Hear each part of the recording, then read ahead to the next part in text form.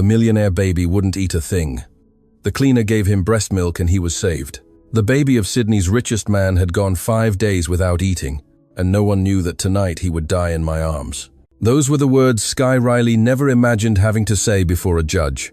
But that dawn on October 15th, while she was scrubbing the marble floors of the Crawford mansion in the exclusive suburb of Vaucluse, everything changed forever. Sky was 24 and had only been working as a domestic helper for 3 months in that imposing 3-story residence, with gardens that looked lifted from a European magazine and water features that cost more than everything she had ever earned in her life. She came from Dubbo, a small regional town in NSW, where poverty had taught her to value every Aussie dollar, every opportunity. 6 weeks ago, she had given birth to a girl, a beautiful baby who only took 4 breaths before God decided to take her away. The doctors at Royal Prince Alfred, RPA Hospital, said it was a congenital heart malformation.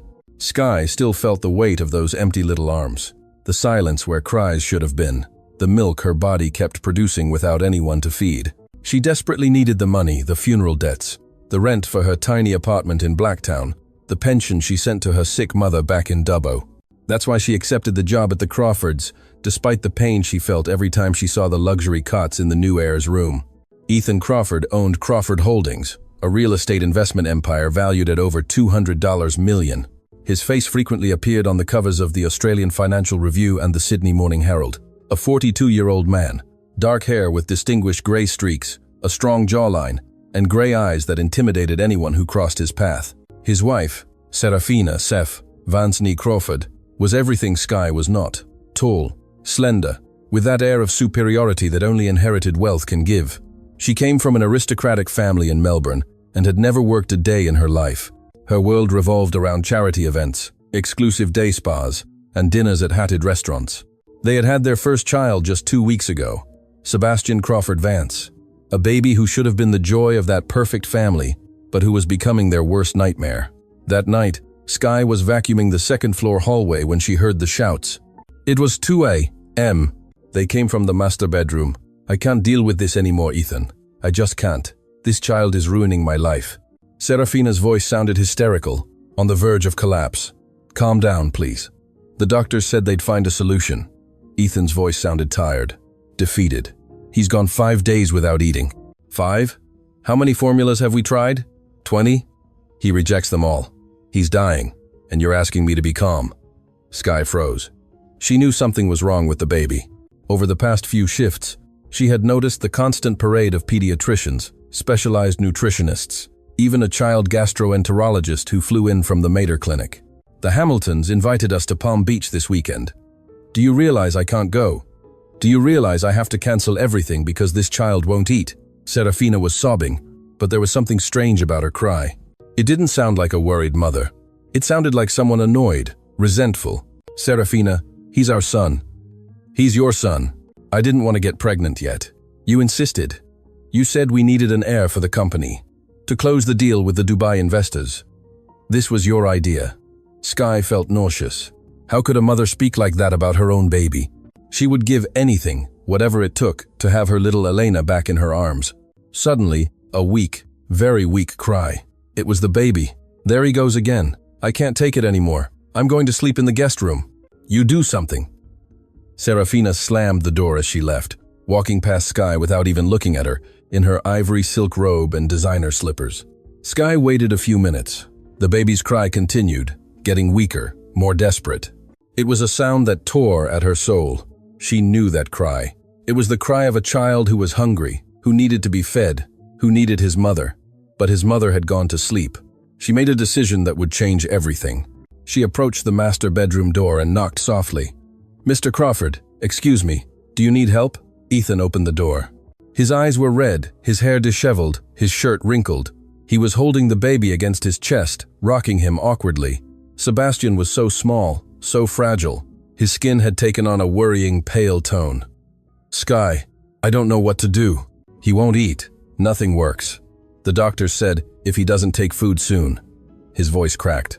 This powerful man, capable of moving millions with a signature, was collapsing before the helplessness of not being able to save his son. "Can I try something, sir?" Sky instinctively held out her arms. Ethan looked at her surprised, but desperation won out. He handed her the baby. As soon as Sky took Sebastian into her arms, she felt something she hadn't felt since she lost Elena. A connection. The baby stopped crying for a moment and opened his dark little eyes, looking at her as if he recognized her, as if he knew that she understood his pain, his hunger, his need. Mr. Crawford, I had a baby 6 weeks ago. She died a few hours after birth. Sky felt tears rolling down her cheeks. My body is still producing milk. If you allow me, if the doctors can't find another solution, I could try to breastfeed him, just for tonight, just so he has something in his stomach. Ethan was in shock. He looked at Sky, then at the baby, then at Sky again. 1,000 thoughts must have been crossing his mind. Protocol, social classes, what his wife would say, what Sydney society would think. But then he looked at his son, that baby who had been rejecting all food for 5 days, who was weakening hour by hour, whom the best pediatricians in Australia couldn't save. Please, Ethan whispered. Save my son. Sky nodded. With the baby in her arms, she walked over to the room's armchair, sat down, and with trembling hands, adjusted the blouse of her blue uniform. She brought little Sebastian to her breast. What happened next was a miracle. The baby latched immediately. With a strength no one would have imagined in his weakened little body, he began to suckle, to feed, to live. Ethan sank into a chair, covering his face with his hands. He was crying with relief, with gratitude, with emotions he didn't know how to process. Sky looked at the baby as she breastfed him, feeling that terrible emptiness in her chest begin to fill up again. He wasn't Elena. He could never replace her daughter. But at that moment, holding this child who needed her as much as she needed to give life, she felt that maybe, just maybe, they both could save each other. Sebastian ate for 20 minutes. When he finally unlatched, his lips were wet with milk, and he had an expression of absolute peace on his little face. He fell asleep in Sky's arms, breathing deeply, calmly. For the first time in 5 days, the millionaire baby was satisfied, but neither of them, neither Ethan nor Sky, imagined that this desperate act of love would unleash a storm that would destroy secrets, reveal lies, and pit two worlds that should never have crossed paths. Because Serafina Vance Crawford was not going to allow a simple domestic helper to become the salvation of her son. And there was something else, something Ethan didn't know yet, something Serafina had jealously hidden during all those months of pregnancy. Little Sebastian held a secret in his blood, a secret that explained why he had rejected all food except Sky's. But that was yet to be discovered. The light of dawn entered through the windows of the Crawford mansion when Serafina woke up in the guest room. It was 7 a.m. And for the first time in almost a week, she had managed to sleep 6 uninterrupted hours without Sebastian's constant cries, without calls from doctors, without the suffocating pressure of feeling watched, judged, branded as an incompetent mother. She looked in the mirror, 38 years old, but looking younger thanks to monthly facial treatments in Double Bay's exclusive aesthetic clinic. Her blonde hair perfectly straightened, her skin wrinkle-free thanks to strategic Botox. She had regained her pre-pregnancy figure in record time, exercising 3 hours a day with her personal trainer.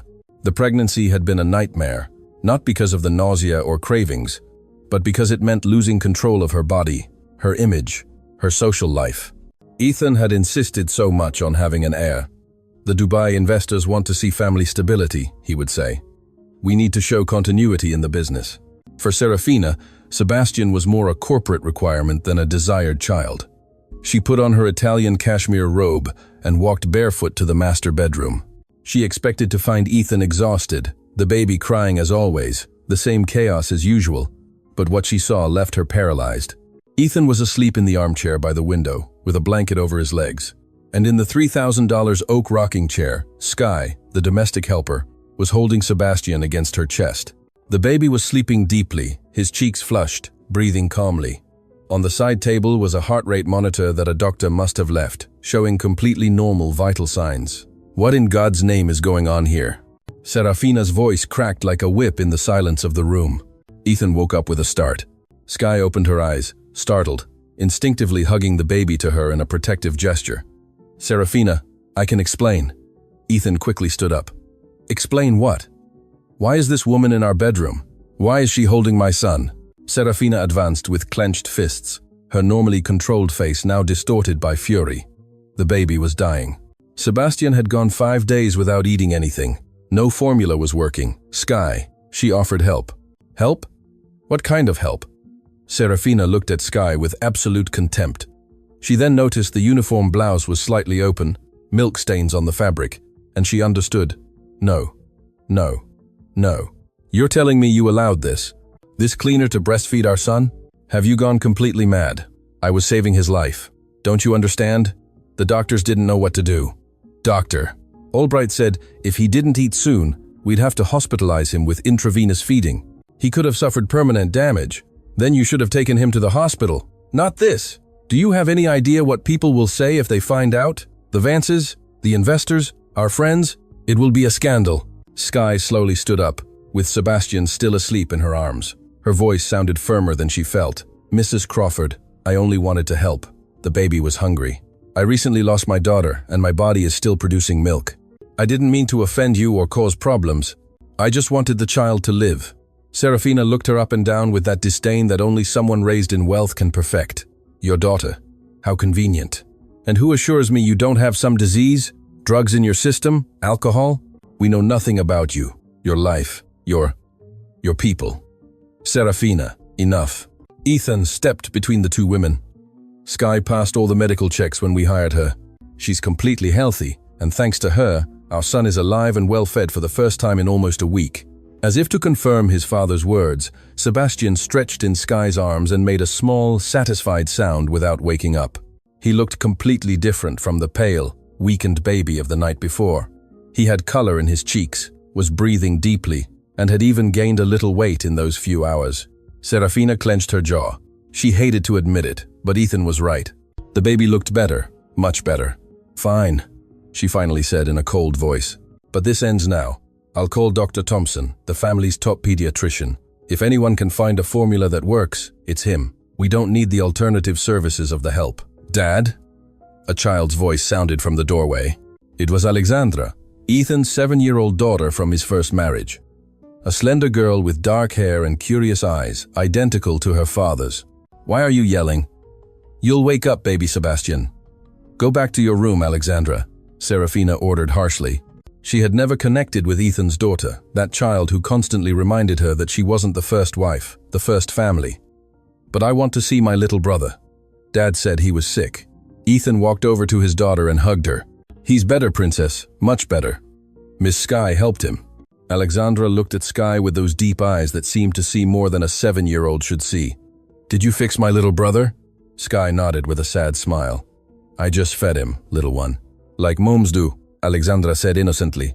Then she looked at Serafina. Why didn't you feed him? The silence that followed was deafening. Serafina went rigid, her face reddening with shame and anger. Ethan cleared his throat uncomfortably. Sky looked down. Because there are different ways to feed a baby, Alexandra, Ethan finally said. Sometimes we use bottles with special formula. Serafina had medical complications that prevented her from breastfeeding. It was a lie. Everyone in that room knew it. Serafina had rejected the idea of breastfeeding from the start. It ruins your chest, she had said, and besides, it's primitive. That's what modern formulas are for. But modern formulas hadn't worked with Sebastian. At that moment, the baby woke up, opened his little eyes, and looked around, disoriented. When his gaze fell on Sky, something extraordinary happened. He smiled, a small, barely perceptible, but real smile, and reached out his little hand towards her face. He's hungry again, Sky whispered. She knew the signs, the movement of his mouth, the little sound, the way he searched with his head. Give him the bottle that's in the warmer, Serafina ordered curtly. If he ate last night, he'll eat now from a regular bottle. Ethan prepared the bottle with the most expensive formula on the market, imported from Switzerland. He offered it to Sebastian. The baby immediately rejected it, turning his head, beginning to cry with frustration. They tried another brand, another temperature, another position. Nothing worked. Sebastian cried louder and louder, arching his small body, turning red from the effort. It was the same desperate cry of the last 5 days. Please, Ethan said, looking at Sky with a plea in his eyes. Just one more time, only until Dr. Thompson gets here. Serafina was about to protest, but Alexandra beat her to it. Let her, Mom Serafina. The baby's hungry, he'll get sick again. There was something in the girl's voice, a maturity that didn't match her age. Serafina looked at her with irritation, but didn't say anything. Sky sat down again in the rocking chair. With gentle, natural movements, she brought the baby to her breast. Sebastian instantly calmed down and began to feed. His small fists relaxed, his breathing becoming deep and regular. Ethan sighed with relief. Alexandra smiled. Serafina left the room, slamming the door. What none of them knew was that at that very moment, Mary Thompson, the 60-year-old housekeeper who had worked for the family for 20 years, had heard everything from the hallway, and Murray had a niece who worked at the Daily Scoop celebrity magazine. By the following afternoon, half of Sydney would be talking about the scandal at the Crawford mansion. But there was something else, something much darker. While Sebastian was feeding peacefully in Sky's arms in a private clinic on the other side of the city, Dr. Julian Davies was reviewing the results of the blood tests he had taken from the baby days ago. His hands were trembling as he read the data on his computer screen. Sebastian's blood type did not match that of his parents, which was genetically impossible, unless one of them was not really his biological father. And Dr. Davies had just discovered who the real father of Sebastian Crawford Vance was. He picked up the phone with trembling hands and dialed a number he had saved for months, a number he never thought he would have to use. "Good afternoon," he said when someone answered on the other end. "I need to speak with Mr. Brendan Rivas. Tell him I have information about his son." In the Crawford mansion, as the October sun streamed through the windows, illuminating Sebastian's peaceful face, no one imagined that the truth was about to explode, and that when it did, it would destroy everything in its path. Brendan Rivas received the call from Dr. Davies while having lunch at Aria Restaurant, one of Sydney's most exclusive establishments. He was the majority partner of Southern Cross Capital, the main competitor of Crawford Holdings, a 45-year-old man, brown hair, athletic build, and a smile that had conquered dozens of married women in high society, Sydney, including Serafina Vance Crawford. "Are you absolutely sure?" Brendan asked in a low voice, moving away from his table towards the restaurant's private restrooms. "The analyses don't lie, Mr. Rivas. The baby's AB-negative blood type can only come from your genes. Ethan Crawford is O positive. It is biologically impossible for him to be the father." Brendan leaned against the marble wall, processing the information. 10 months ago, he had had a stormy affair with Serafina. They had met at a charity gala at the Langham Hotel.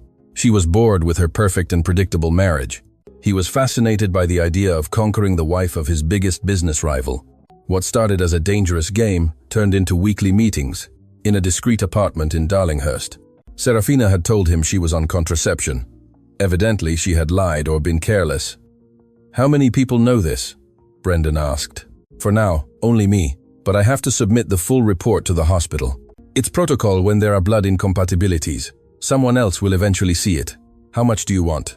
There was silence on the other end of the line. Then Dr. Davies mentioned a figure. $50,000 for his silence and for altering the medical records. "Done," Brendan said. "I'll transfer the money this afternoon. But listen to me carefully, Davies. If a single word of this leaks, you will not only lose your medical license. I have contacts who can make your life very difficult. Understood?" "Understood, Mr. Rivas." Brendan hung up and looked at himself in the mirror. He had a son, an heir. The baby bearing the Crawford name was his. The irony was delicious and terrifying at the same time. Meanwhile, in the Vaucluse mansion, Sky had been temporarily moved to a service room on the same floor as Sebastian's nursery. Ethan had insisted. If the baby only accepted her milk, she needed to be close 24 hours a day. Serafina had exploded at the suggestion. "You expect this woman to live on our floor, in the family rooms? It's temporary, Serafina, just until we find a solution. The solution is to find a formula that works. Dr. Thompson is coming tomorrow. He will sort this out." But deep down, Serafina knew no formula would work.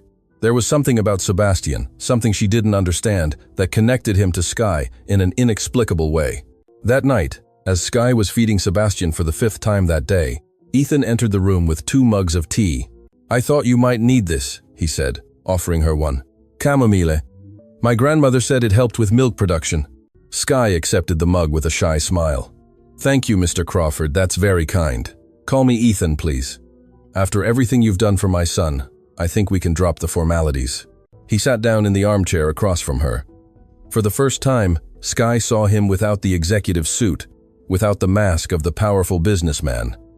He was wearing jeans and a simple shirt. He looked tired, vulnerable, human. "What was your daughter's name?" Ethan asked softly. Sky felt the familiar lump in her throat. Elena. Elena Riley was born on August 28th at 3 a.m. She weighed 2.9 kilograms. She had black hair like mine and her eyes. I never got to see what color her eyes would be. They closed before I could see them properly. I'm so sorry, Sky. I can't imagine that pain. It's like a part of me died with her. The doctor said her heart wasn't properly formed, that there was nothing to do, but I felt her move inside me for 9 months. I heard her heartbeat. I dreamed of her future, and then, in a matter of hours, everything disappeared. Ethan leaned forward, resting his elbows on his knees. The father. Is there a father? Well, yes, there is, but he left when I told him I was pregnant. He was a waiter at the pub where I used to work back in Dubbo. He said he wasn't ready to be a dad, that he was too young. He was 26. Sky laughed without humor. I was 24 and terrified, but I didn't run away. You're very brave. I'm not brave. I just do what I have to do to survive. Like coming to Sydney, working in other people's houses, cleaning toilets for people who won't even look me in the eye. I look you in the eye, Ethan said. And it was true. His gray eyes watched her with an intensity that made her feel uncomfortable and comforted at the same time. Sebastian finished eating and burped softly. Sky laughed and rocked him in her arms. The baby looked at her with absolute adoration, his little fingers clutching her blue blouse. It's strange, Sky murmured. When I feed him, I feel like Elena is here somehow. Like through Sebastian, she's still living a little bit. Ethan swallowed. There was something deeply moving about the scene. This young woman who had lost everything, giving life to his son with a generosity she had no obligation to offer. I'm going to pay you more, he said suddenly. Triple your current salary, and you'll have private health insurance, paid annual leave, everything you need. You don't have to do that, Mr. Ethan. I'm doing it because I want to help. I know, and that's precisely why I want to do it. You are. He searched for the right words. You are exactly the kind of person Sebastian needs in his life. At that moment, the door opened abruptly. It was Serafina, dressed in a Lululemon activewear set that cost more than Sky's monthly salary. She had just returned from her private Pilates class. What a touching scene, she said sarcastically. The man of the house having tea with the help. What's next, Ethan? Dinner together? Perhaps a night at the opera house? Serafina, don't start. No, Ethan, you don't start. It's humiliating enough that this woman is breastfeeding our son. Now you also have to make her your confidant. Sky stood up with Sebastian asleep against her shoulder. Excuse me, ma'am. It wasn't my intention to cause trouble. I'm going to take the baby to his cot. But Serafina blocked her way. You know what? I'm sick of this. Sick of seeing you in my house, on my floor, with my son. Dr. Thompson is coming tomorrow, and when he finds the solution, you'll go back to cleaning floors, which is what you're good for. Serafina, enough. Ethan stood up, furious. Sky is the reason our son is alive. Show a little gratitude. Gratitude. For what? For doing something I should have done. Thank you for constantly reminding me that I failed as a mother. No one is saying that. They don't have to say it. I see it in everyone's eyes, in yours, in your daughter Alexandra's, in the staff's. Everyone thinks I'm a terrible mother because my son didn't want my milk. For the first time, Sky saw something close to vulnerability in Serafina's eyes. It wasn't just arrogance or cruelty. There was pain there, shame, the kind of wound that comes from feeling inadequate in the one thing a woman is supposedly supposed to do naturally. Mrs. Crawford, Sky said softly, no one thinks that. Sometimes babies are difficult. My cousin had the same problem with her son. It doesn't mean you're a bad mother. I don't need your compassion, Serafina spat. And I certainly don't need your mothering advice. You lost your baby. I still have mine. We are not the same. The words fell like knives. Sky paled, feeling every syllable like a physical slap. Ethan was paralyzed by the absolute cruelty of the statement. Get out of here, Serafina, Ethan said in a dangerously low voice. Now, this is my house. It's our house. And I will not tolerate you speaking like that to someone who has only shown kindness. Get out before I say something I regret. Serafina looked at both of them with pure hatred. Then her expression changed to something more calculating, more dangerous. Fine, I'm going. But know this. Tomorrow when Dr. Thompson comes, I'm going to demand a full investigation.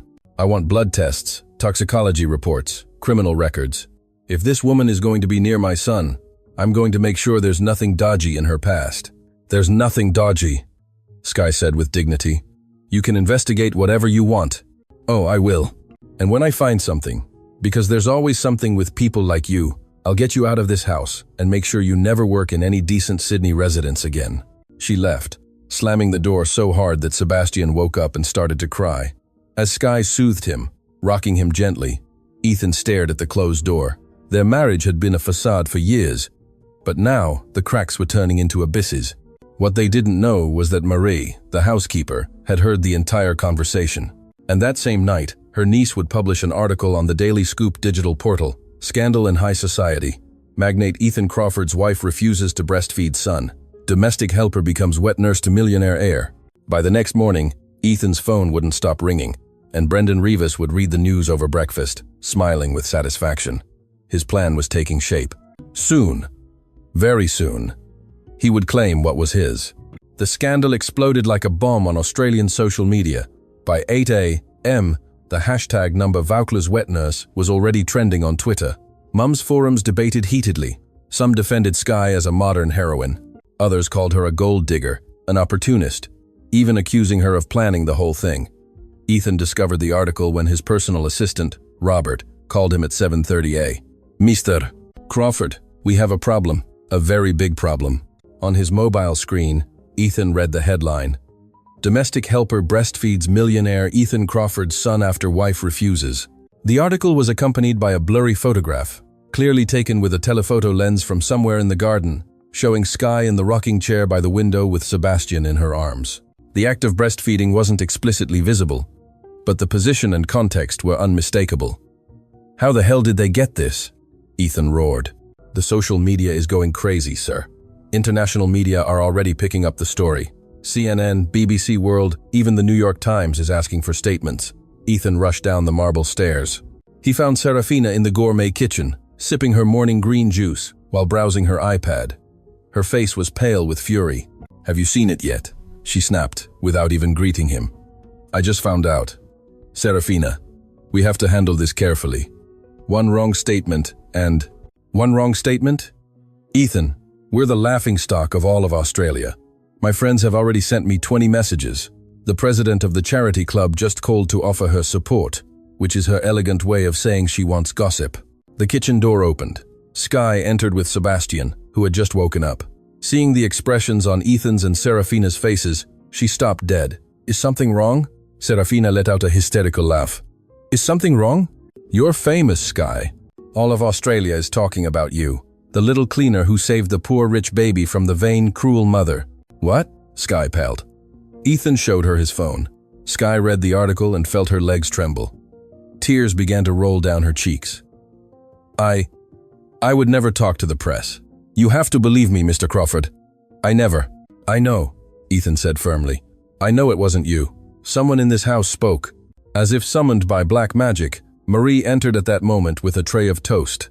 Her expression was cautious, guilty. Ethan looked her straight in the eye. "Marie, do you know anything about this?" The 60-year-old woman lowered her gaze. I didn't speak directly to the press, Mr. Crawford, but I might have mentioned something to my niece. She works at the Daily Scoop," Ethan completed. "You've worked here for 20 years, Marie. 20 years this family has trusted you, and this is how you repay us? It wasn't with bad intentions, I thought. I thought people should know the truth about how Miss Sky saved the baby. She deserves recognition."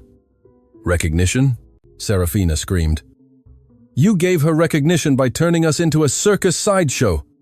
Do you have any idea the damage you've caused?" Marie began to cry. "I'm sorry. I'm so very sorry. I didn't think." "You're fired," Serafina said coldly. "Gather your things and be out of this house by noon." "Serafina, wait," Ethan intervened. "Marie has family who depend on. I don't care. Either she goes or I go. You decide." Ethan clenched his jaw, looking at Marie with regret. "I'm sorry, Marie, but you're going to have to leave. We'll pay you 3 months severance and a letter of recommendation, but after this, you can't stay." Marie nodded, sobbing, and left the kitchen. At that moment, the mansion's doorbell rang. It was Dr. Alastair Thompson, the top Sydney pediatrician, a man in his 60 seconds with completely white hair and an impeccable reputation. Ethan ushered him into the main living room, where Sky was waiting with Sebastian. "Dr. Thompson, thank you for coming on such short notice." "Of course, Ethan. I heard about the situation. Quite unusual." He looked at Sky with professional curiosity, not judgment. You must be the young woman who has been feeding the little one. Yes, doctor. My name is Sky Riley. The doctor examined Sebastian carefully, checking his vital signs, weight, skin color, and reflexes. After 20 minutes, he took off his stethoscope and smiled. This baby is in excellent health. He's gained 200 grams in the last 3 days, which is remarkable considering he was previously losing weight. His vital signs are perfect. Then why is he rejecting every formula? Serafina asked. There are documented cases of babies who develop very specific preferences. Some reject certain flavors, textures, or even temperatures. In rare cases, the emotional bond with the person feeding them also plays a role. He looked at Sky. Clearly this baby feels secure with you. But there must be a formula that works, Serafina insisted. We can try. I have access to specialized formulas that aren't commercially available. However, I must be honest with you. He turned to Ethan and Serafina. If the baby is thriving on breast milk, that is objectively the best nutritional option. No formula, however advanced, can completely replicate the antibodies and nutrients of human milk. But this can't continue indefinitely, Serafina protested. It's inappropriate. Inappropriate to save a child's life? Dr. Thompson looked at her sternly. Mrs. Crawford, I've seen many things in my 40 years of medical practice, and I assure you that a generous woman sharing her milk with a baby who needs it is nowhere near the most unusual. It is, in fact, one of the most beautiful and human things I have witnessed. Serafina pressed her lips together but said nothing. My professional recommendation is this. Continue the current arrangement for at least 2 more months. By then, Sebastian can begin consuming solids, and the transition will be easier. In the meantime, we will gradually try to introduce 1 bottle a day, very slowly, for him to get used to it. Ethan nodded. Thank you, doctor. After Dr. Thompson left, Serafina turned to Ethan, her eyes blazing. 2 months? He wants this to continue for 2 more months? It's what's best for Sebastian. And what about what's best for me? For us? For our reputation? Our reputation will recover. Our son is irreplaceable.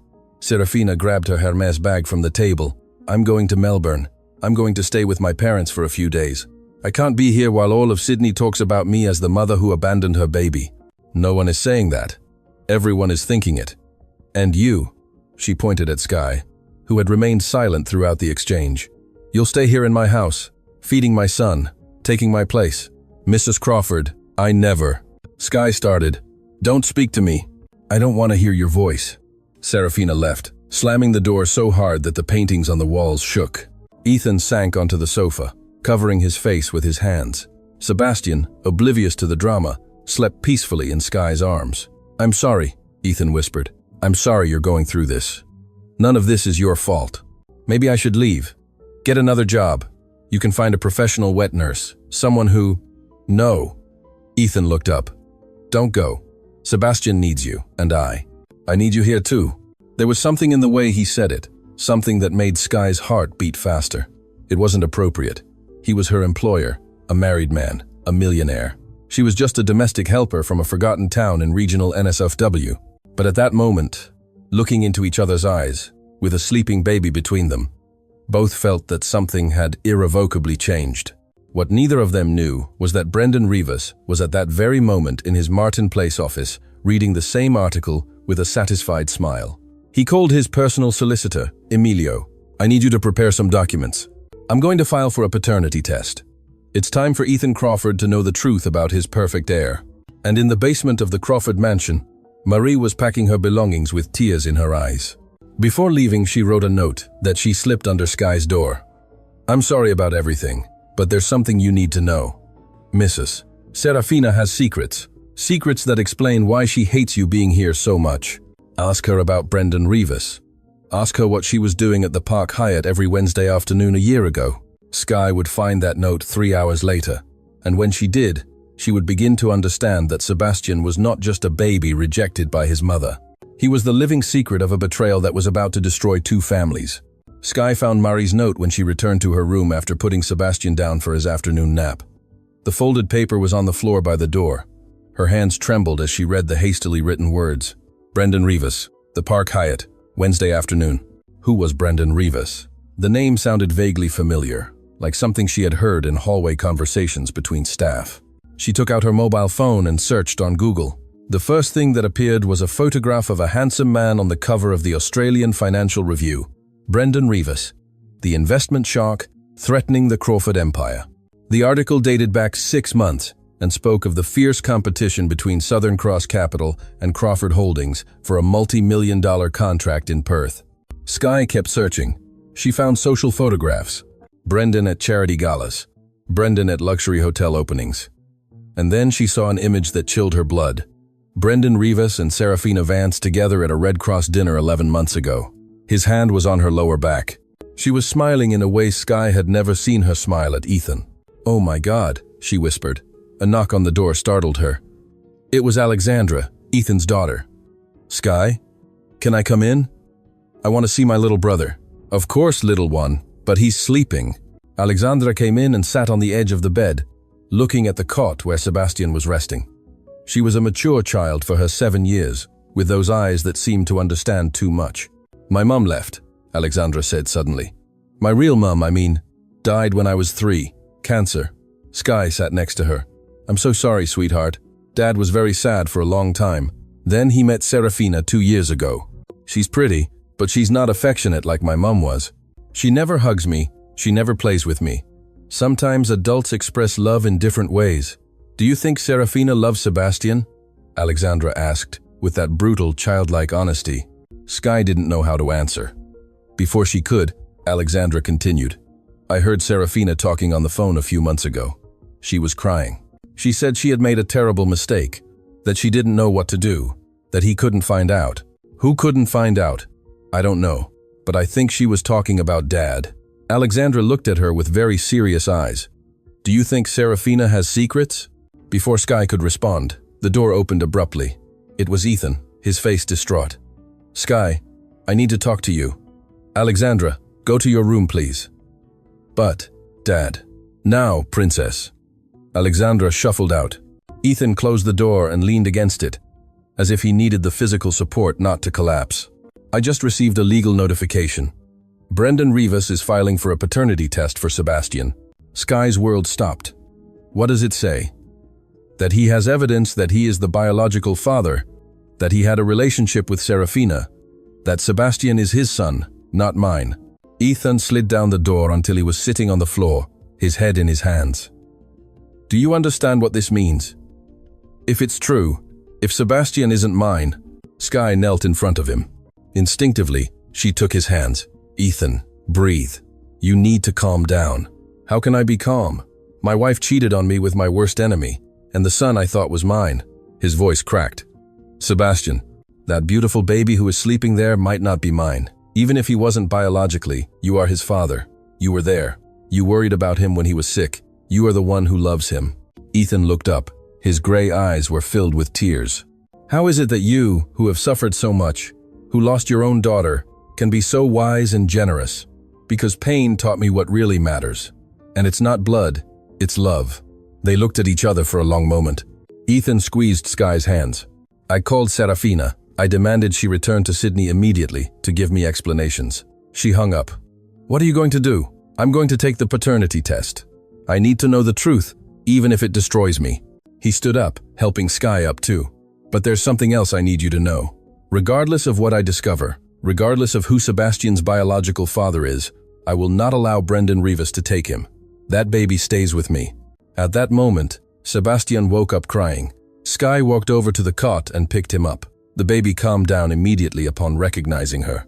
Ethan watched them mother and son, even if they weren't by blood.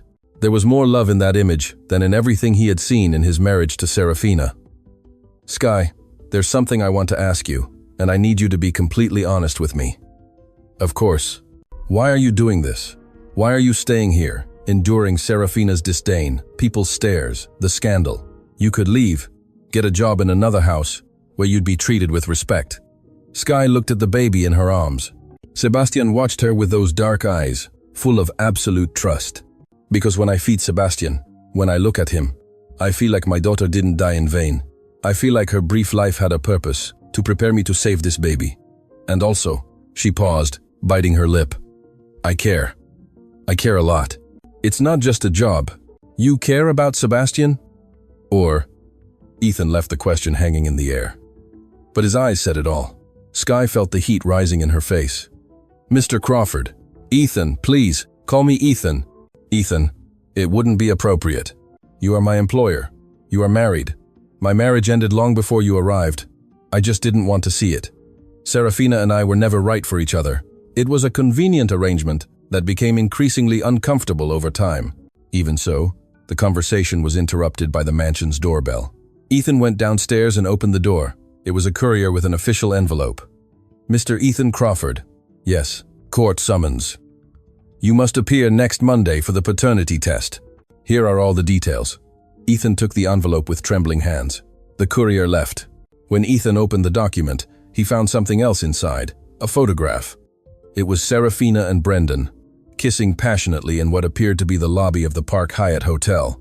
The date was January 15th, exactly 9 months before Sebastian's birth. Ethan felt the floor moving beneath his feet. He leaned against the wall to keep from falling. Skye ran down the stairs, still holding Sebastian. "What happened? What does the document say?" Ethan showed her the photograph without saying a word. Skye looked at it and felt nauseous. "I'm so sorry," she whispered. "I have to talk to my lawyers. This is going to get very ugly, Skye. Very ugly. There will be legal battles, media scandals, investigations, and you're going to get caught in the middle of all of this if you stay." "I won't leave," Skye said firmly. "Sebastian needs me, and I need you too. Both of you." Ethan looked at her with a mixture of gratitude, pain, and something deeper that neither of them was ready to name yet. "Then, be ready, because the storm is just beginning." That night, while Sydney slept, 3 people remained awake. Ethan in his study, surrounded by lawyers, preparing his legal defense against Brendan Rivas. Serafina in her parents' Melbourne mansion, drinking wine and crying, knowing her lies were about to blow up in her face. And Brendan, in his luxury penthouse in the CBD, looking at a photograph of Sebastian he had found online, touching the screen with a finger and whispering, "Soon, my son, soon you will be where you belong." But there was something none of them knew, something that would change everything completely. Dr. Davies, the same one who had sold his silence to Brendan for $50,000, had kept a copy of the blood tests. And that copy showed something he hadn't told Brendan, something crucial. The analyses indicated that Brendan was Sebastian's father, but they also showed something else in the baby's genetics, a blood anomaly inherited through the maternal line, a rare condition that explained why Sebastian rejected commercial formulas. And that same condition was present in Skye's blood tests that the RPA hospital had filed when she gave birth to Elena. It was a condition that occurred in less than 0.1% of the Australian population, the same condition in Sebastian and in Skye, which was statistically impossible unless there was a direct family connection between them. Dr. Davies put that information in his safe. One day, he thought, it will be worth much more than the $50,000 Brendan paid me. But he didn't know that day would come much sooner than he imagined. Monday arrived too quickly. Ethan, Serafina, and Brendan appeared at the specialized clinical laboratory in Macquarie Street, accompanied by their respective solicitors. The tension was so thick it could be cut with a knife. Skye had stayed at the mansion with Sebastian and Alexandra. The girl hadn't gone to school that week. Ethan felt it was better to keep her away from the potentially cruel comments of other children, who, no doubt, had heard their parents talk about the scandal. "Dad?" Alexandra asked, while watching Skye prepare lunch in the huge kitchen. "I know he is, darling, but what if? What if Sebastian turns out not to be my real brother? Are they going to take him away?" Skye knelt in front of the girl, taking her small hands in hers. "Listen to me, Alexandra. Your dad loves Sebastian with all his heart. No matter what the papers say, that baby is your brother, and your dad will do everything possible to keep you together. And you're going to stay?" It was a simple, innocent question, but loaded with so much weight that Skye felt tears pricking her eyes. "As long as you all need me, I'll be here." Alexandra hugged her tightly. "We need you a lot. You're the only person who makes this house feel like a home." In the laboratory, things were significantly less emotional. Serafina had arrived 30 minutes late, wearing dark sunglasses and a mink coat, despite the fact that October in Sydney was relatively warm. "You're late," Ethan said in an icy voice when she finally appeared. "The traffic from Melbourne was horrendous. You could have returned last night like I asked. I didn't feel like seeing you."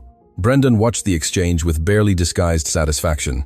He wore a dark gray custom-tailored suit that cost over $5,000. His solicitor, a bald man named Emilio Cortez, known for winning impossible cases using questionable methods, whispered something in his ear. "Good morning, everyone," said the doctor in charge, a geneticist named Dr. Russell. "We will proceed with the blood draws. The process is simple and painless. The results will be ready in 72 hours. "Can't you speed it up?" Brendan asked. "I'll pay whatever it takes." "Scientific processes cannot be rushed, Mr. Rivas. Accuracy is more important than speed." One by one, they took blood samples. Ethan was first, his face impassive, but his knuckles white from clenching his fists. Serafina went next, avoiding looking anyone in the eye. Brendan was last, smiling confidently. "We also need a sample from the baby," Dr. Russell indicated. "Is that absolutely necessary?" Ethan asked. "He's a newborn." "I'm afraid so, but we'll use a very fine needle. It will be quick." Ethan called Sky. "Can you bring Sebastian to the lab? They need a blood sample." 30 minutes later, Sky arrived with the baby. Upon entering the lab waiting room, the tension was palpable. Serafina looked at her with disdain. Brendan, however, watched her with curiosity. "So, you're the famous wet nurse," Brendan said, getting up and approaching. "I've read a lot about you in the news." "Mr. Rivas," Sky said politely, but coldly. "That baby looks healthy. You've done a good job." He extended his hand to touch Sebastian, but Sky instinctively stepped back. "I'd prefer you didn't touch him." Brendan's smile froze. "That baby could legally be mine in a few days. I suggest you change your attitude." "That baby," Ethan intervened, stepping between Brendan and Sky, "is mine until a legal document says otherwise, and I would appreciate it if you kept your distance from him and the people who care for him. Always so territorial, Ethan, even with things that don't belong to you." The two men looked at each other with pure hatred. Emilio Cortez had to intervene, placing a hand on Brendan's shoulder. "Gentlemen, we are in a professional setting. Let's maintain composure." Dr. Russell entered at that moment. "Miss Riley, please come in with the baby." Sky entered the extraction room. Dr. Russell was surprisingly gentle, distracting Sebastian with a colorful toy while extracting a small blood sample from his heel. The baby cried briefly but calmed down when Sky cradled him against her chest. "Done," the doctor said. "You can leave. We'll call you on Thursday with the results." As Sky was leaving with Sebastian, she heard raised voices. Ethan and Serafina were arguing in a corner of the waiting room. "How could you do this to me?" Ethan's voice was trembling with contained rage. "How long did it last? How many times?" "In our bed?" "Never in our bed," Serafina replied in a tired voice. "It was always at the Park Hyatt. Wednesdays. I thought you were at your Pilates class." "I haven't been to Pilates in 2 years, Ethan. I thought you would have noticed." "Why? Why did you do it?" Serafina finally took off her sunglasses. Her eyes were red, swollen from crying. "Because you were never really with me. You were always working or with Alexandra or thinking about your late wife. I was just an accessory, the trophy wife for your business events." "That's not true." "No? When was the last time you asked me how I was? What I felt, what I wanted out of life? For you, the only thing that mattered was that I looked good in photographs and that I organized the perfect dinners. So the solution was to sleep with my competitor, to get pregnant by him? I didn't plan to get pregnant. It was an accident. And when I found out, it was too late to." She stopped. "To what? Get rid of the pregnancy?" Ethan looked at her in horror. "Did you consider it?" "Of course I considered it. But then you were so excited about the idea of an heir. All the investors were asking about my pregnancy. And Brendan said it was better to keep the secret, that no one had to know. He knew from the beginning?" "Of course he knew. He's his son." The words fell like bombs. Sky, who had been listening unintentionally from the hallway, felt her heart shrink. She looked at Sebastian, so innocent, so oblivious to the chaos his mere existence had caused. Brendan then appeared with his arrogant smile intact. "Serafina, darling, you shouldn't reveal all our secrets yet. There's a lot left to negotiate." "Negotiate?" Ethan advanced towards Brendan, but his solicitor stopped him. "Mr. Crawford, any act of violence would harm your legal position." Ethan was breathing heavily, trying to control himself. "If the results confirm you are the father, I am going to destroy you, Brendan, you, and your company. I will use every contact, every resource, every dollar I have. Go ahead. But remember that the judge will assess who is fitter to raise the child, a stable, successful man without public scandals, or a humiliated cuckold who is on every front page as the betrayed husband." Brendan moved dangerously close. "Besides, I have something you don't have."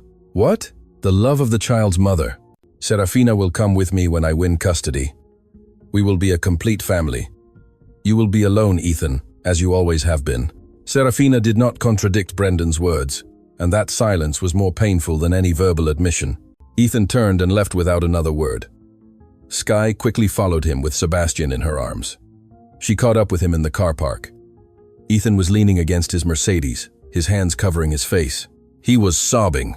This powerful man, this business magnate, was crying like a child. Skye approached, said nothing, just stood next to him with Sebastian between them, offering her silent presence. After several minutes, Ethan looked up. You heard everything? Yes. Then you know I'm probably going to lose. Brendan is right. If Serafina testifies in his favor, if they present evidence that they are a stable couple, then you fight. You don't give up without a fight. Why?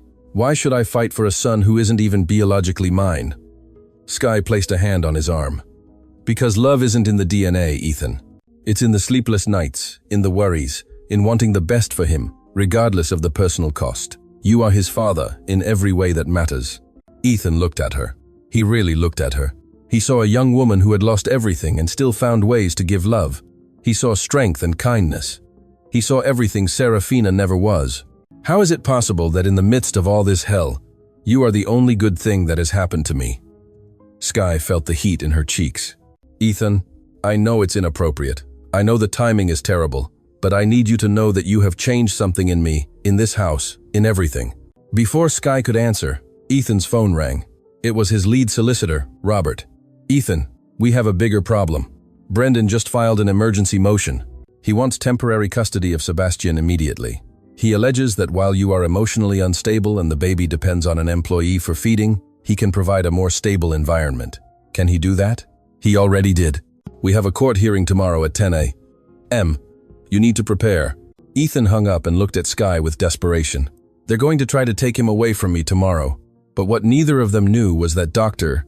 Davies was at that very moment looking at Sebastian's blood tests on his computer, and he had found the anomaly, the genetic connection between Sebastian and Skye. He picked up the phone and dialed a number. It was time to raise the price of his silence. This information was worth much more than the $50,000 Brendan had paid him. This information was worth millions and was about to change the fate of everyone involved. The courtroom of the Sydney Federal Circuit and Family Court was packed. Reporters, curious onlookers, and solicitors filled every available corner. The Crawford-Rivas case had become the scandal of the year, and everyone wanted to witness the drama up close. Ethan entered dressed in his best bespoke suit, but the dark circles under his gray eyes betrayed that he hadn't slept in days. His legal team surrounded him, Robert and two other solicitors, specializing in family law. Brendan arrived minutes later, smiling with that irritating confidence, accompanied by Emilio Cortez and Serafina. She wore a cream Chanel suit jacket, her hair perfectly styled, impeccable makeup. She looked more like a model on a catwalk than a mother in a custody dispute over her child. Skye was sitting in the public benches with Sebastian asleep on her lap. Alexandra was at the mansion with a temporary nanny. Ethan had insisted that Skye bring the baby. The judge needs to see that Sebastian is healthy, well cared for. And you are the reason for that. Judge Carol O'Malley entered the courtroom. She was a woman in her 50s, with a serious expression and a reputation for being ruthless, but fair. She had handled some of Australia's most complicated custody cases. Good morning. This is an extraordinary proceeding requested by Mr. Brendan Rivas to determine temporary custody of the minor Sebastian Crawford Vance until definitive paternity is resolved. Mr. Cortez, you may begin. Emilio Cortez stood up, adjusting his Italian tie. Your Honor, my client seeks the best for the minor. The facts are clear. Mr. Ethan Crawford is going through a severe emotional crisis stemming from the discovery of his wife's infidelity. His mental state is unstable. Furthermore, the baby is completely dependent on a domestic employee for his feeding, which creates an unhealthy dependency situation. Do you have evidence of Mr. Crawford's alleged unstable mental state? The judge asked. Testimonies from employees who have seen him crying, shouting, behaving erratically. Additionally, Your Honor, the minor is being breastfed by a woman who is not his mother and employee. This raises serious concerns about appropriate boundaries and professionalism. Robert stood up. Objection. Miss Skye Riley saved the baby's life when no doctor could find a solution. She is not just any employee. She is the reason this child is alive today. Understood. Judge O'Malley said. Mr.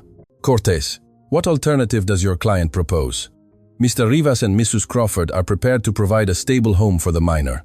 A professional wet nurse has already been hired.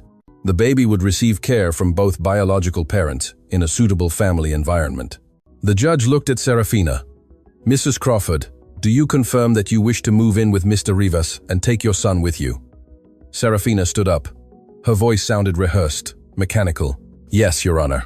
I made mistakes in my marriage, but my priority has always been Sebastian's well-being. Brendan is his biological father, and together, we can give him a complete family. And his sister, Alexandra, Mr. Crawford's daughter from his first marriage. How would this affect her relationship with her brother? Serafina hesitated. She clearly hadn't considered that question. Well, Alexandra is not my biological daughter. She would stay with Ethan, I suppose. A murmur ran through the room. Even Judge O'Malley frowned at the coldness of the answer. Ethan clenched his fists under the table. Robert seized the moment. Your Honor, that precisely proves our point. Mrs. Crawford is willing to separate two siblings, to tear the baby from the only home he has ever known, from his sister, who adores him. Is that acting in the best interest of the minor? Mr. Robert, present your case, the judge ordered. With pleasure, Your Honor. Mr. Crawford has been Sebastian's father since the moment of his birth. He was present at every medical visit, every sleepless night, every critical moment when the baby was sick. Biology does not define parenthood. Love does. And the baby's dependence on the domestic employee, Miss Skye Riley. Robert gestured towards where Skye was sitting. She is a 24-year-old woman who lost her own baby 2 months ago. When Sebastian was literally starving, she offered her breast milk without expecting anything in return. She has been medically evaluated, she is completely healthy, and the baby is thriving under her care. The judge looked towards Skye. Miss Riley, could you approach with the baby, please? Skye felt her legs trembling as she walked towards the stand. Sebastian woke up in her arms, looking around with curiosity. Miss Riley, is it true that you are breastfeeding this baby? Yes, Your Honor. Why do you do it? What do you get out of it? Skye looked at Sebastian, then at the judge. I don't get anything material, Your Honor. I do it because when my daughter died, I felt a part of me died with her. When I had the opportunity to save Sebastian, I felt like my daughter had not died in vain, that her brief life had a purpose. There was silence in the room. Even some reporters had tears in their eyes. Do you have an emotional attachment to the baby? Yes, Your Honor, very much. And to Mr. Crawford? The question fell like a bomb. Skye felt the heat rising in her face. I respect Mr. Crawford very much. He is a good man and a loving father. That doesn't answer my question, Miss Riley. Before Skye could answer, the courtroom door opened abruptly. A man in his 42nds, dressed in a doctor's coat, rushed in. Excuse me, Your Honor. My name is Dr. Julian Davies. I have crucial information about this case that must be heard immediately. Judge O'Malley frowned. Dr. Davies, this is highly irregular. Who gave you permission to interrupt this proceeding? No one, Your Honor. But what I have to say will completely change this case. I have evidence of a genetic connection between the baby and Miss Skye Riley. Chaos erupted in the room. Reporters shouted questions. Ethan stood up. Brendan paled. Serafina froze. Order! The judge banged the gavel. Dr. Davies, approach. And this had better be legitimate, or I will charge you with contempt. Dr. Davies walked to the stand, pulling several documents from a manila envelope. Your Honor, I performed blood tests on baby Sebastian 2 weeks ago. During the standard procedure, I discovered a rare blood anomaly, a condition called Bombay syndrome that affects less than 0.01% of the population. And what does that have to do with Miss Riley? I reviewed the files at RPA Hospital, where Miss Riley gave birth 2 months ago. Her analyses show the same anomaly. The statistical probability of 2 unrelated people having this condition and finding themselves in this exact situation is approximately 1 in 10 million. Skye felt the world spinning. What are you saying? I'm saying that you and baby Sebastian share an extremely rare genetic marker, which suggests a direct family relationship. That's impossible, Brendan shouted. I am the child's father. The analyses will confirm it. You may be the biological father, Mr. Rivas, but there is evidence that Miss Riley could be related to the baby through the maternal line. Serafina stood up, trembling. That's ridiculous. I am the mother. I gave birth to Sebastian. There are hospital records, witnesses. Unless, Dr. Davies paused dramatically, unless there was a baby swap, the silence that followed was absolute. No one was breathing. No one was moving. What? Sky whispered. Miss Riley, where did you give birth to your baby? RPA Hospital. Level 3. Maternity Ward. What day? August 28th. Dr. Davies looked at Serafina. And you? Mrs. Crawford? Serafina was pale as a ghost. August 28th. RPA Hospital. Level 3. The same day, the same hospital, the same floor. Dr. Davies let the information sink in. There was a chaotic night shift that night. A new nurse, 2 babies born minutes apart, and now 2 babies with inexplicable connections. Ethan slowly approached Sky. Are you saying? I'm saying, Sky finished, tears streaming down her cheeks, that it's possible there was a mix-up, that the baby who died was not Miss Riley's daughter, and that Sebastian is my biological son. The room exploded in total chaos. Judge O'Malley banged the gavel uselessly, trying to restore order. Brendan looked at Dr. Davies with pure hatred. How much were you paid to say this? Was it Crawford? How much? No one paid me to tell the truth, although you paid me $50,000 to hide it. Dr. Davies looked directly at Brendan. Yes, Your Honor. Mr. Rivas bribed me to alter medical records. I have the bank transfers as evidence. Judge O'Malley stood up. This hearing is suspended. Dr. Davies will be taken into custody while we verify his claims. Mr. Rivas, do not leave Sydney, and someone get an order to exhume the body of the baby who died. We need definitive DNA evidence. Sky collapsed onto a chair, hugging Sebastian to her chest. The baby, oblivious to all the drama, looked at her with those dark little eyes full of love. My baby, Sky sobbed. My Elena didn't die. My baby is alive.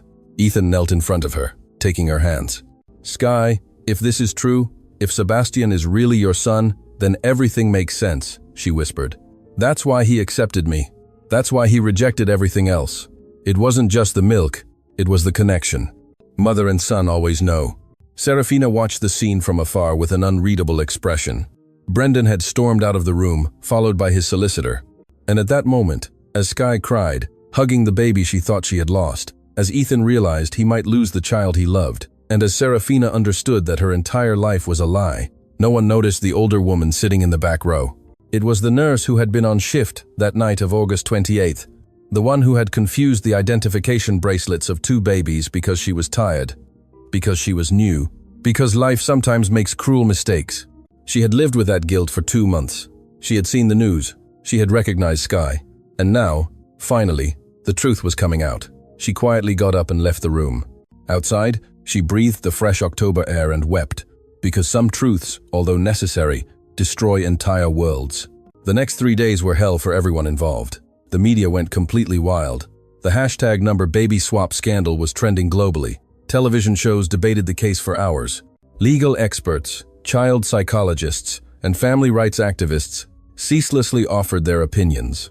Sky locked herself away in the Crawford mansion, refusing to speak to reporters. Ethan had hired extra security after 3 television crews tried to enter the property without permission. The exhumation of the body of the baby who had died took place on Tuesday morning. Sky couldn't be present. The idea of seeing the coffin opened, of physically facing the possibility that this wasn't her daughter, was too much. Ethan stayed with her all day, sitting in the garden, watching Sebastian sleep in his pram, not talking much, just existing in that shared space of uncertainty. What happens if it's true? Sky finally asked. If Sebastian is really mine biologically, that means Darren has rights over him. Ethan had been thinking the exact same thing. I don't know. Legally, it's extremely complicated. You would be the biological mother. Brendan, the biological father of the other baby. The legal father until now. And Serafina. Serafina gave birth to another baby who died. Poor woman, Sky whispered. Despite everything she's done to me, I can't imagine her pain now. She carried a baby for 9 months, gave birth, and that baby died, and she never knew. Serafina hasn't left her hotel room. Her mother called. She says she's sedated under psychiatric supervision. Alexandra appeared in the garden in her school uniform. They had sent her back to school to maintain some sense of normalcy. Dad, the kids at school are saying nasty things. Ethan hugged her. What kind of things, princess? That Serafina is bad. That Sky stole the baby? That we're weird. Tears ran down her cheeks. Is Sebastian going to stay with us? I don't know, sweetheart. But I'm going to do everything I can to make it happen. Alexandra broke free from her father and walked towards Sky. She took her hand. If Sebastian is really your baby, I'm glad, because that means your baby didn't die, and you're good. You'll be an incredible mum." Sky started crying, hugging the girl. "Thank you, Alexandra. That means a lot to me." On Thursday morning, everyone was summoned back to the courthouse. The DNA results were ready. The room was even more packed than the last time. Judge O'Malley entered with a stern expression, carrying a sealed envelope. "This case has captured national and international attention. I want to make it clear that this court makes decisions based solely on evidence and in the best interest of the minor. I don't care about headlines or public opinion." She opened the envelope, reading silently for several seconds that seemed eternal. "The DNA results are conclusive. The baby who passed away on August 28th was not the biological daughter of Sky Riley. She was the biological daughter of Serafina Vance and Brendan Rivas." Serafina let out a whimper of pain. Her mother, sitting next to her, hugged her as she sobbed. "The baby known as Sebastian Crawford, Vance is the biological son of Sky Riley, and a man named Darren Jenkins, the father who abandoned Miss Riley during her pregnancy." The silence was absolute. Sky felt like she couldn't breathe. "Wait," Brendan said, standing up. "Are you saying the baby isn't mine?" "Correct, Mr. Rivas.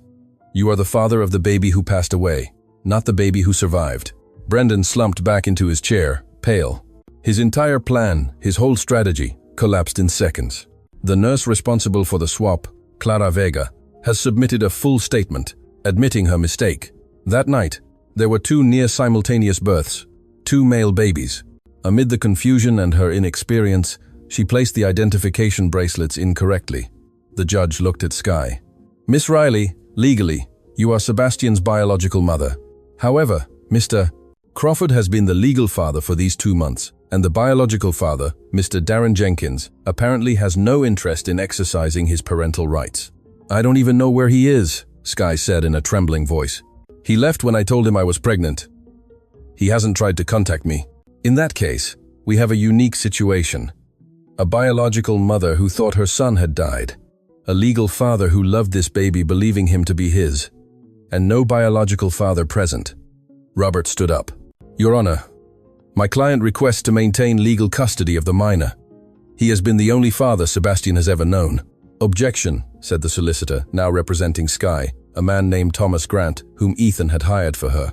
"My client is the biological mother. She has primordial right over her son." Judge O'Malley took off her glasses.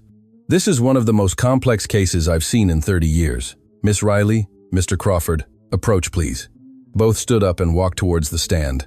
Sebastian was with a nanny in the adjacent waiting room. "Miss Riley, what do you want to do?" Sky looked at Ethan. She saw the terror in his gray eyes, the fear of losing the child he had cared for since the very first second of life. Then she thought of her own loss, the 2 months she had spent believing Elena was dead. I want my son. Of course I want him," but her voice broke. "But Mr. Crawford loves him. He has cared for him, and I wouldn't have any of the resources he has. I live in a tiny apartment. I work cleaning houses. I can't give him the life Ethan can offer. Money is not the only thing that matters in raising a child, Miss Riley.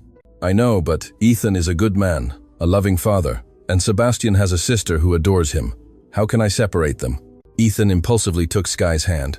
"There is another option, Your Honor." "Which one?" "Joint custody. Sky could move into the mansion, not as an employee, but as Sebastian's mother. She and I would raise the child together. He would have both parents, his sister. Stability. Mr. Crawford, you are still legally married to Mrs. Serafina Crawford. I am filing for divorce this very week due to infidelity and deception." The judge looked at Serafina. "Mrs. Crawford." Serafina stood up slowly. Her eyes were empty, as if something inside her had permanently broken. "I'm not going to fight. My baby died. The child I thought was mine is not. I have nothing left to fight for." Brendan tried to approach her, but Serafina rejected him. "Don't touch me. You knew there could be a mix-up. The doctors told you when they saw the blood anomaly, but it suited you better for Sebastian to be Ethan's son. More scandal, more damage to his company. Serafina, my baby died because of you. If I hadn't been stressed about hiding the affair, if I had had better prenatal care, maybe my son would have survived." Serafina turned to the judge. "Approve whatever is best for Sebastian. I'm going back to Melbourne. I want nothing to do with any of you." She left the room, escorted by her mother. Brendan watched her go, and for the first time, he looked vulnerable. He had lost everything. His son had died. The woman he loved hated him. His reputation was destroyed by the bribery of Dr. Davies. Judge O'Malley deliberated for several minutes. This is my temporary decision, subject to review in 6 months. Sky Riley regains all maternal rights over the minor. Ethan Crawford will maintain shared legal custody for the next 6 months while a suitable family dynamic is established. Miss Riley, do you agree to move into Mr. Crawford's residence to facilitate joint parenting? Sky looked at Ethan. He nodded, squeezing her hand. Yes, Your Honor, I accept. Then so be it. The session is adjourned. The gavel fell, and with that sound, everything changed. Sky had her son back. Ethan kept the child he loved. And together, somehow, they would have to find a way to become a family. When they left the courthouse, reporters surrounded them. Cameras flashed.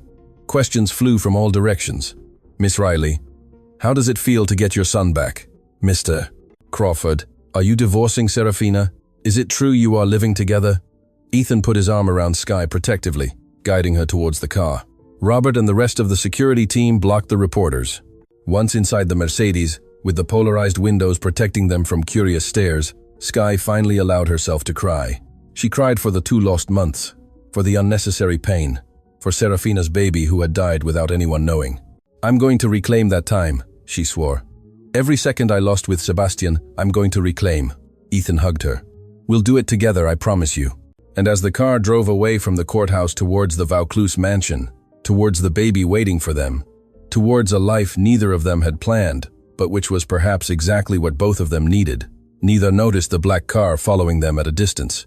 Inside that car was Darren Daz Jenkins, Sebastian's biological father, the same man who had abandoned Sky 2 years ago. He had seen the news. He had seen that his son was alive, and that now that son lived in a millionaire's mansion. Darren smiled as he lit a cigarette. He had been working in construction in Brisbane for the past 2 years, barely surviving. But now he had a son, a rich son, a son worth gold. And Darren Jenkins had never been good at turning down opportunities. 3 weeks after the court resolution, life in the Crawford mansion had found a new rhythm. Sky no longer slept in the service room. Ethan had given her the master suite on the 3rd floor with garden views and an annexed room perfect for Sebastian's nursery. The adjustment hadn't been easy. Sky still felt awkward being served by other employees, many of whom had been her colleagues just a month ago. But slowly, with Ethan's patience and Alexandra's unconditional support, she began to feel that maybe, just maybe, she belonged there. It was a Saturday morning in November.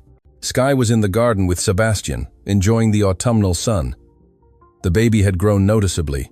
His cheeks were full and rosy. His eyes shone with intelligence. He already weighed almost 5 kilograms. Look, my love, Sky was saying, showing him the golden leaves falling from the trees. Autumn is magical, isn't it? He looks happy. Sky turned around. It was Ethan, walking towards her with 2 cups of coffee. He was wearing jeans and a wool jumper, more relaxed than she had ever seen him. Thank you, she said, accepting the cup. He's growing so fast. Sometimes I'm afraid of missing an important moment. That's why we're doing this together, to make sure neither of us misses anything. Ethan sat down on the bench next to her. How do you feel with all this? I mean, do you regret agreeing to move here? No, never. But sometimes I feel like I'm living someone else's life. 3 months ago, I was cleaning floors. Now I live in a mansion. I have my own solicitor. The media calls me the miracle mother. You're more than that, Sky. You're brave, generous, incredibly strong. Their eyes met. There was something in the air between them, something that had been growing for weeks, but which neither dared to name. Ethan, Sky began, but she was interrupted by Alexandra, who came running out of the house. Dad, Sky, there's a man at the gate. He says he needs to talk to you. He says he's Sebastian's dad. Sky's heart stopped. What? Ethan stood up immediately, his expression turning serious. Alexandra, take Sebastian inside. Now. The girl obeyed, though clearly frightened. Sky followed Ethan to the main entrance, where one of the security guards was holding back a man. Darren Daz Jenkins looked exactly as Sky remembered him, just more unkempt. His hair was longer, a few days beard, wrinkled clothes, but those honey-colored eyes were the same ones that had captivated her 2 years ago. Sky, Darren said with that smile that had once seemed charming. You look good. The millionaire life suits you. What are you doing here, Darren? Sky's voice trembled with contained rage. I came to meet my son. I have rights, you know. I saw the news. All of Sydney knows I'm the biological father of the millionaire baby. Ethan stepped between Darren and Sky. The same baby you abandoned when he was in his mother's womb. You have no rights here. Oh, but I do. I consulted with a solicitor. I can file for joint custody, visitation, child support. Darren smiled maliciously. Or we can reach a more civilized agreement. How much do you want? Ethan asked directly. $500,000. And a signed document permanently renouncing all my parental rights. It's a bargain, considering I could ask for a lot more in court. You're despicable, Sky spat. How can you do this? Use your own son for extortion? He's not my son, Sky. He's a means to an end. I didn't want to be a father 2 years ago, and I don't want to be one now. But if the universe gives me a chance to improve my life, I'd be foolish not to take it. Ethan pulled out his phone. Carlos, come to the front entrance. We have a trespasser. I'm not a trespasser, Darren protested. I'm the biological father. I have every right to be here. Not on private property without an invitation. 2 security guards appeared. Escort Mr. Jenkins off the property. If he returns, call the police. As he was being led away, Darren shouted towards Sky. Think carefully. Either you pay me or I'll see you in court. And believe me, judges favor the rights of biological fathers. When they finally left, Sky collapsed against Ethan, trembling. He hugged her, feeling her sob against his chest. He can't take him away from me. Not after everything. I can't lose Sebastian again. You won't, I promise you. Ethan squeezed her tighter. I'm going to talk to Robert. We'll find a way to neutralize Darren. That night, after putting Sebastian and Alexandra to bed, Ethan and Sky met with Robert in the study. The situation is complicated, the solicitor admitted. Darren has biological rights. If he files for a formal paternity test and establishes custody, legally he is entitled to minimum visitation. What if we pay him? Ethan asked. That would technically be extortion, illegal, but Robert paused. If he voluntarily agrees to renounce his rights in exchange for an agreed-upon sum, presenting it as a mutual settlement, it could work.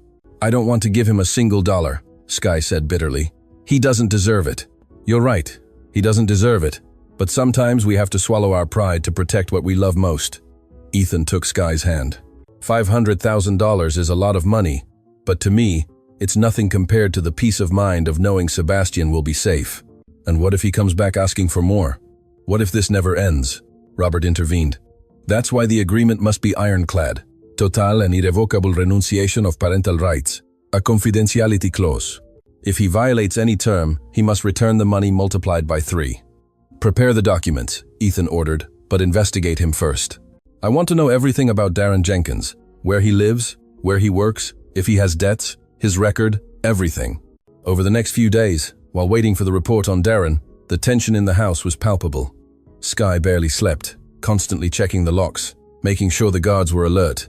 Ethan noticed the dark circles under her eyes, how she startled at any noise. One night, he found her in Sebastian's room at 3 a.m., simply watching him sleep. You can't live like this, he said softly from the doorway. I'm afraid that one day I'll wake up and he'll be gone, that Darren will find a way to snatch him away. Ethan entered the room and stood next to her, looking at the baby sleeping peacefully. Sky, I need to tell you something, and maybe it's not the appropriate time, but if I don't say it now, I think I'm going to explode. What is it? These last 2 months. Seeing you with Sebastian, seeing you with Alexandra, sharing everything with you. I've realized something. He turned to look at her directly. I've fallen in love with you. Sky felt her heart stop. Ethan, I know it's complicated. I know I'm still technically married, although Serafina signed the divorce papers last week. I know you started as my employee, that there are differences in class, age, everything, but none of that matters to me. The only thing that matters is that when I'm with you, I feel like I'm finally in the right place. I feel something for you too, Sky admitted, tears running down her cheeks. But I'm so scared. Scared this is too fast. Scared of ruining it. Scared that one day you'll wake up and realize you made a mistake. The only mistake I made was not telling you sooner. Ethan wiped her tears with his thumb. I'm not asking you to marry me tomorrow. I'm just asking you to give me a chance, to see where this leads us. Sky looked at him, at those gray eyes that had gone from intimidating her to making her feel safe. She thought of everything they had been through together, how he had never treated her as less, how he loved Sebastian as if he were his own. Okay, she whispered. A chance. Ethan smiled, and at that moment, with the moonlight streaming through the window and Sebastian sleeping between them, he leaned in and kissed her. It was a kiss full of promises and hope. When they separated, Sky rested her forehead against his. What are we going to do about Darren? We're going to give him his money. We're going to make him sign those papers. And then we're going to forget he exists. Ethan gave her another kiss on the forehead. And we're going to be a family. You, me, Sebastian, and Alexandra, a real family. The next day, Robert arrived with his report on Darren. He had gambling debts of $100,000. He had been living with different women in Brisbane. No lasting relationships, temporary jobs, nothing stable. He's a deadbeat looking for a lucky break, Robert concluded. But that makes him dangerous. Desperate people are unpredictable. Then let's give him what he wants, Ethan decided. But with our conditions and with police supervision present when he signs the documents. The meeting was scheduled for the following Monday. In Robert's office, with a notary present and 2 police officers as witnesses, Darren Jenkins signed the total renunciation of his parental rights over Sebastian. $500,000, Darren said, checking the bank transfer on his phone. Pleasure doing business with you. If you ever approach Sky, Sebastian, or any member of my family again, this transfer is automatically reversed, and we sue you for 3 times the amount. Understood? Ethan's voice was cold steel. Understood perfectly. Don't worry, you'll never see me again. Darren looked at Sky one last time. I hope you're happy. Truly. You were always too good for me. And with that, he walked out of their lives forever. Sky felt as if a huge weight had been lifted from her shoulders. Ethan hugged her right there in the office. It's over, he whispered. It's finally over. But while they were celebrating their victory, neither noticed the envelope that had arrived at the mansion that morning, a letter sent from Melbourne. It was from Serafina, and what it contained would change everything once more. Serafina's letter remained unopened on Ethan's desk for 2 days. Every time he passed it, he felt a mixture of curiosity and dread. Finally, one afternoon, while Sky was in the garden with the children, he plucked up the courage and opened it. Dear Ethan, I know I don't deserve your attention, much less your forgiveness, but I need to write this before I can move on with my life. For months, I have been in intensive therapy. My psychiatrist says I suffer from severe depression, and that I've probably had it for years without treating it. That doesn't excuse my actions, but perhaps it explains them. I never loved you the way you deserve to be loved. I married you for the wrong reasons, security, status, to escape my family's expectations. And when I became pregnant with Brendan's child, I panicked not about the baby, but about losing everything I had built. The irony is cruel. The baby I carried in my womb for 9 months, the one I felt move, the one I dreamed of knowing, died, and I never knew it. For 2 months I believed my son was alive, just rejecting me as a mother. Now I understand that the universe punished me in the most painful way possible. I'm not writing to ask for forgiveness. I don't deserve it. I'm writing because I want you to know that Sky is everything I never could be. She is genuine, loving, brave. Take care of her, and tell her I'm sorry for all the pain I caused her. I'm also writing because I need you to know something about Alexandra. She was never just your first wife's daughter to me. She was a constant reminder that I wasn't the first, that I would never be enough. But now, in therapy, I realize how cruel I was to an innocent child who just wanted love. If you can, tell her I'm sorry, that she always deserved more than I gave her. I've decided to stay in Melbourne. My family has connections here, and I'm going to start over. Maybe one day I can look in the mirror without hating myself. The divorce is signed. I don't want anything from you. I just want peace. Take care of Sebastian, and tell Sky that thanks to her, I now know what true maternal love is. I saw it in every look she gave that baby, even when she thought he wasn't hers. With regret and something akin to gratitude, Serafina. Ethan finished reading with tears in his eyes. It was strange. He had hated Serafina for weeks, but this letter showed a broken woman, finally facing her demons. That night, after dinner, he gathered everyone in the living room, Sky, Alexandra, and Sebastian on his play mat on the floor. I received a letter from Serafina, he announced. Alexandra, there's something she wants you to know. He read the relevant part of the letter to the girl. Alexandra listened in silence, processing the words. She really means it? She finally asked. I think so, Princess. People make mistakes, sometimes very big mistakes, but the important thing is whether they learn from them. Alexandra was pensive for a moment. Then she walked over to Sky and snuggled up next to her. I'm glad you're here. You're a better mom than Serafina. Sky hugged the girl, feeling tears threatening to fall. I will never try to replace your real mom, Alexandra, but I promise I will always love you. I know. That's why I'm going to call you Mum Sky, like kids do with their stepmothers in movies, but the nice way. Ethan watched the scene with a full heart. His broken family had been rebuilt in the most unexpected way. It wasn't perfect, but it was real. The following months brought beautiful changes. Ethan's divorce was finalized in January. By March, he officially proposed to Sky in the same garden where she had saved Sebastian that first night. "I know it's fast," Ethan said, kneeling with a diamond ring that had belonged to his mother, his first wife. "I know all of this has been crazy, but I also know that I don't want to spend another day without you officially being my family." Sky cried, laughed, and said yes 1,000 times. They married in an intimate ceremony in May, with only close friends and family. Alexandra was the maid of honor, dressed in a beautiful lavender dress. Sebastian, now 8 months old, crawled everywhere in his little suit.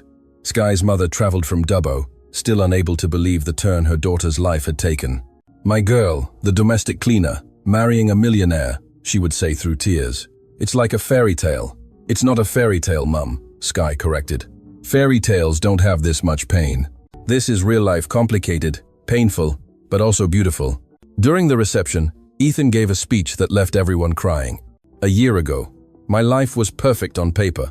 I had money, success, a family that looked good in photographs, but I was empty inside. Then came Sky, a woman who had lost everything, but who still had space in her heart to save my son. We didn't know then that he was her son too. Maybe fate knew. Maybe there was a reason she was exactly where she needed to be that night. I don't believe in coincidences. I believe some people are destined to meet. And I was destined to find this extraordinary woman who taught me that true love has nothing to do with blood, money, or status. It has to do with being present, with choosing to stay, with loving unconditionally." He raised his glass. "To Sky, the woman who saved my son, and me in the process." Everyone toasted with tears in their eyes. 6 months after the wedding, Sky discovered she was pregnant again. This time, Ethan was at every medical appointment.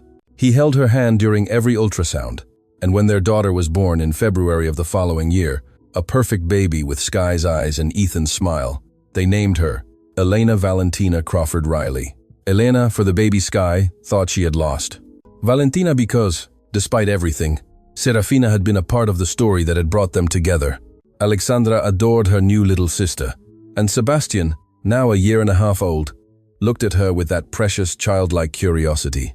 "We're a big family," Alexandra said one afternoon while they were all in the garden. "A weird but big family. The best kind of family," Sky agreed, with Elena in her arms and Sebastian playing at her feet. Ethan hugged her from behind, kissing her head. "Do you remember that night when you knocked on my door offering help? Every day. It was the night everything changed. It was the night a millionaire baby wouldn't eat a thing, and a cleaner gave him breast milk and he was saved. But he wasn't the only one saved. We all were." Sky turned to look at him. "Do you think Serafina is okay?" "I hope so. I received a message from her a month ago. She's engaged to an architect in Melbourne. She seems happy, or at least at peace. I'm glad for her. You have too generous a heart." "No, I just understand that we are all doing the best we can with what we have. Serafina lost her baby. I got mine back. Life is strange that way." That night, after putting the 3 children to bed, Ethan and Sky sat on their bedroom balcony, looking at the stars over Sydney. "Did you ever imagine your life would be like this?" Ethan asked. "Never. Not in my wildest dreams. 2 years ago, I was cleaning houses, pregnant and alone. Now I'm married to the man I love. I have 3 beautiful children. I live in a mansion. It's surreal. Are you happy?" Sky thought about it for a moment. She thought about all the pain she had gone through, the loss, the grief, the humiliation. But she also thought about Sebastian laughing, Alexandra calling her mum Sky, Elena sleeping peacefully in her cot, Ethan, her husband, her partner, her love. "I'm more than happy. I'm complete." Ethan kissed her, and in that kiss, there were promises of mornings together, of challenges they would face united, of love that would grow with the years. Because in the end, the story was never about a millionaire baby who wouldn't eat. It had been about finding family in the most unexpected places, about love that transcends biology, about second chances and intertwined destinies. It had been about a woman who lost everything and found more than she ever dreamed, and about a man who had everything and discovered he had nothing until he found true love. That night, while Sydney slept and the stars shone over the Vaucluse mansion, the Crawford Riley family rested in peace, complete, healed, and finally home. And